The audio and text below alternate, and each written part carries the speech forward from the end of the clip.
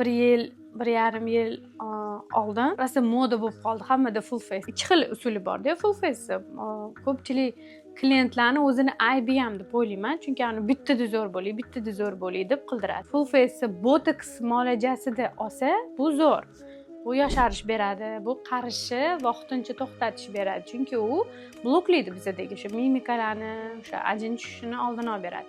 Lekin filler yordamida qilingan bu full face men juda ham o'zi yomon ko'rardim.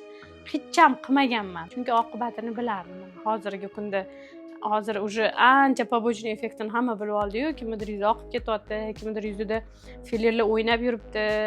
Mana masalan, bitta mana shu sohaga ham agar suyakni ustiga quyilmasa-ki, yuzaroqga quyilsa, bu уже gel migratsiya bo'lib hamma joyda oqib yuradi. Meni o'zimga 3 ta klient keldi, o'sha oldin full face qildirgan, уже uni olib tashlamoqchi.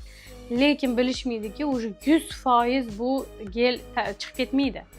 So'rilib ketgan taqdirda ham uni baribir sled, ya'ni undagi ostatka qoladi. Tabiiy yo'llar bilan liftinglar, ugul-jo'liklarni hammasini tabiiy yo'l bilan bemalol qilsa bo'ladi.